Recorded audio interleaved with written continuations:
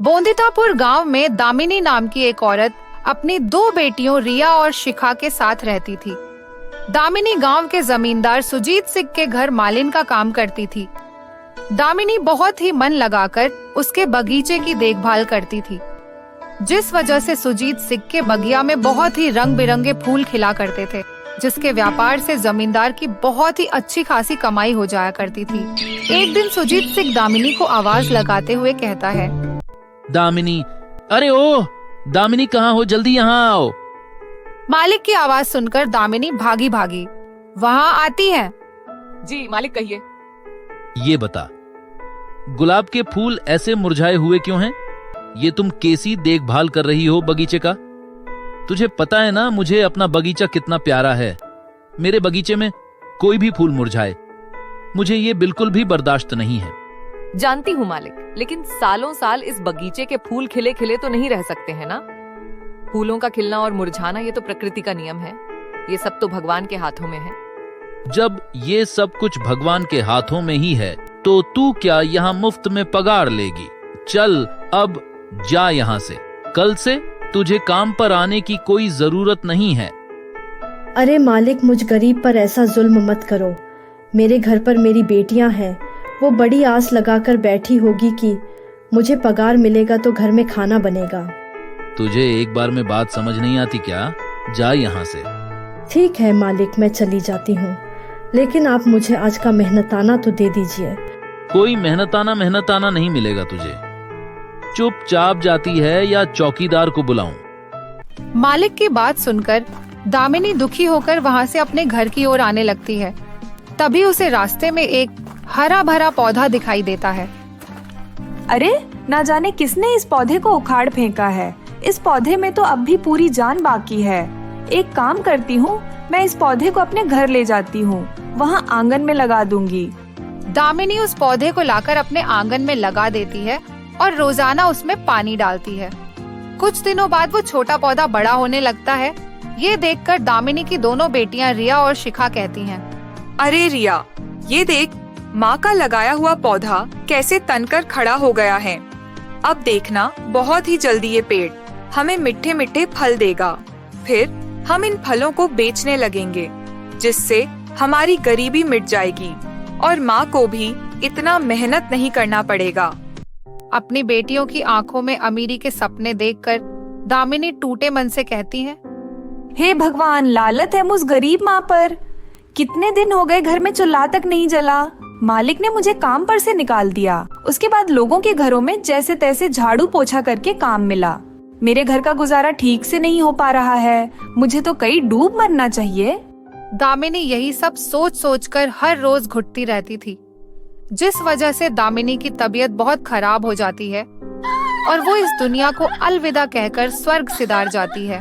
दोनों बहनों के माथे से माँ का साया हट जाता है और दोनों बहनें अनाथ हो जाती हैं। कहते हैं ना, किसी के चले जाने से कहा किसी का जीवन रुकता है। दोनों बहनें कभी गांव वालों से भीख मांगकर अपना पेट भर लेती, तो कभी मंदिर की सीढ़ियों पर बैठकर भीख मांगकर गुजारा करती। ऐसे ही दोनों बहनें एक दिन मंदिर की सीढ़ियों पर बैठे भीख मांग रही थी, परंतु रोजाना दोनों बहनों को इस तरह भीख देते देते लोग थक जाते हैं। अब लोग दोनों बहनों को इग्नोर करने लगे थे और उन्हें भीख नहीं देते थे, जिस वजह से रिया भूख के मारे रोने लगती है। चुप हो जा मेरी बहन, मत रो ऐसे। दीदी, हम कब तक इस तरह भीख मांगकर अपना गुजारा चलाएंगे? ऐसी जिंदगी मुझे नहीं जीनी है। इससे अच्छा तो ये है कि हम मर जाएं। ऐसा मत बोल मेरी बहन, एक न एक दिन जरूर सब कुछ ठीक हो जाएगा। ऐसे ही दिन बीतते हैं। वो दोनों बहनें रोजाना अपने आंगन में लगे पेड़ को पानी देती और उससे बातें करती और जैसे तैसे लोगों से भीख मांगकर अपना गुजारा चलाती। ऐसे ही 10 साल बीत जाते हैं। उनका पेड़ भी बहुत बड़ा और विशाल हो जाता है। 10 साल बाद दोनों बहनें बड़ी हो जाती हैं। एक दिन शिखा आंगन में उदास बैठी थी। शिखा को देखकर रिया कहती है, क्या हुआ दीदी, आप इस तरह इस पेड़ के पास क्यों खड़ी है? कुछ नहीं मेरी बहन, बस मैं सोच रही थी कि वक्त कितनी जल्दी बीत जाता है। जमाना कहां से कहां बढ़ गया, मगर हम अनाथ बहनें आज भी गरीबी के दलदल से निकल नहीं पाए हैं। हाँ दीदी, आप सही कह रही हो। देखो ना, हम रोजाना इस पेड़ को पानी देते हैं। पेड़ कितना विशाल हो गया है, मगर अब तक इसमें एक भी फल नहीं लगा है। कम से कम इस पेड़ पर फल उगते तो हमारी कुछ मदद हो जाती। वही तो। चलो रिया, अब अंदर चलते हैं। ऐसे ही कई दिन बीत जाते हैं। एक दिन अचानक बहुत तेज मूसलाधार बारिश होती है, जिस वजह से उनका कच्चा मकान ढहने लगता है। रिया, अब हमें ये घर छोड़कर जाना होगा। ये घर गिरने वाला है। दोनों बहनें घर से निकलकर पेड़ के नीचे आकर खड़ी हो जाती हैं। घर छिन जाने का उनको बहुत दुख होता है। क्या बिगाड़ा था हम अनाथ बहनों ने, भगवान जी आपका, जो आपने हमसे हमारा घर भी छीन लिया। हाँ दीदी, हम कहाँ रहेंगे? दोनों बहनें घर के खो जाने का दुख मना रही होती है। तभी वो जिस पेड़ के नीचे खड़ी होती है, उस पेड़ पर से अचानक बहुत सारे बेशकीमती गहनों की बारिश होने लगती है, जिसे देख दोनों बहनें हक्की बक्की रह जाती हैं। अरे बहन, ये तो सोने और हीरो के गहने हैं। हाँ दीदी, मगर ये आए कहाँ से? तभी पेड़ में से आवाज आती है। अपने पीछे देखो शिखा और रिया। आवाज सुनकर दोनों बहनें पेड़ की तरफ देखती है। उस पेड़ पर कई सारे सुंदर सोने चांदी हीरो के गहने लगे हुए थे, जिनकी खड़ी चमक पूरे आंगन को रोशन कर रही थी। अरे ये कैसा जादू है? पेड़ पर तो फल सब्जियां उगती है, मगर इस पेड़ पर तो गहने लगे हुए हैं।